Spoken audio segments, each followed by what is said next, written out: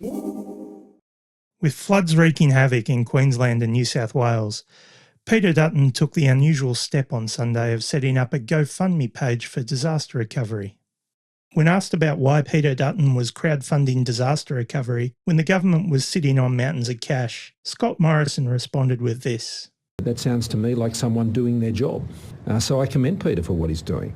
I don't understand the criticism of it, frankly. I really don't. That's what a good member for Dixon does. Maybe he needed Jenny to help explain it. Jenny and I spoke last night. What the Prime Minister failed to understand was that people weren't criticising the act of fundraising.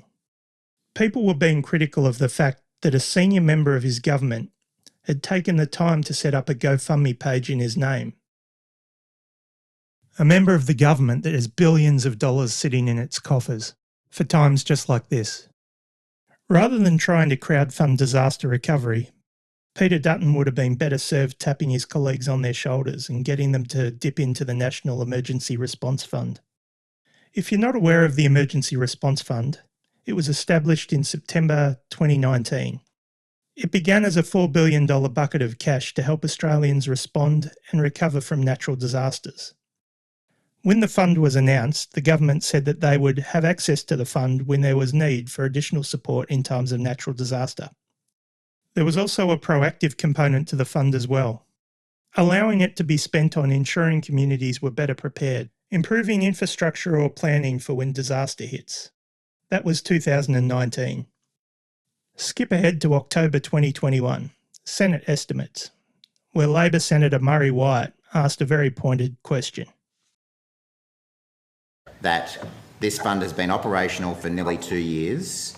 It's earned the government over $700 million in interest, but as we sit here now, it hasn't spent a cent in the sense of money being provided to anyone else. At this point, no money has flowed? In 2 years, not a cent of the $4 billion had been spent. At Senate Estimates Committee on the 14th of February, Senator Wyatt again asked the question. So this fund has been in operation for 3 years, not a cent spent on disaster recovery. I know you say you give reasons for that.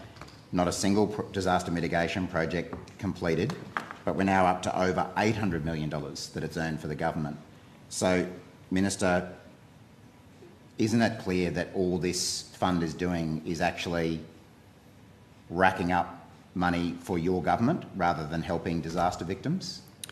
Well, our government has stood shoulder to shoulder with affected communities, whether it's cyclonic activity, whether it's floods, whether it's bushfires, whether indeed it's COVID. This fund has earned well, Senator, $800 million. the officers have actually walked you through the process of how long it has taken to get jurisdictions. It's taken 3 years and we haven't got a single project to show for it. So, not Senator, a single dollar spent on recovery. Senator Watt, the Minister's Senator, answering your question. you've been walked through the process. It is not for a lack of will on this government's behalf, or indeed the agency, to actually seek to get these projects up and running. And I'm confident that the more rounds we're running out of the ERF, the quicker they are going to land. So as of a fortnight ago, still not a cent spent. The fund is now sitting at $4.8 billion. And this is the part that really hurts. The Bureau of Meteorology declared a La Nina in November last year, with flooding and cyclones predicted. But rather than spend some of the $4.8 billion to prepare, the money just sat there to earn interest for the government. So here's something else I learned while I was researching this video.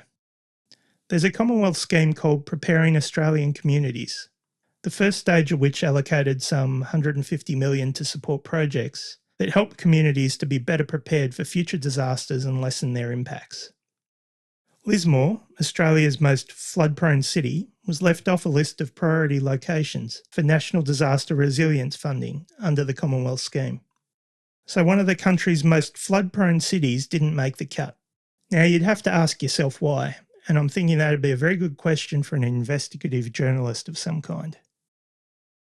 Now I'd hope that it has nothing to do with the fact that Lismore is a Labor-held seat, but with the Morrison Government's love of colour-coded spreadsheets, it's really hard to be sure. Now here's a random idea. Maybe Dutton and Josh can go and have a chat to Harvey Norman to encourage the company to donate $16 million worth of gear to people affected by the floods. Maybe, instead of setting up fundraisers, What's going on with your colleague Peter Dutton setting up this GoFundMe page? Members of the Morrison Government could look at actually spending some of the billions of dollars of emergency response funding they've had stashed away earning interest for years. Well, I think this is a complete storm in a teacup, and it just shows you what a sewer, Michael, Twitter is, indeed some aspects of social media are. This has been Pickles reporting from the sewer.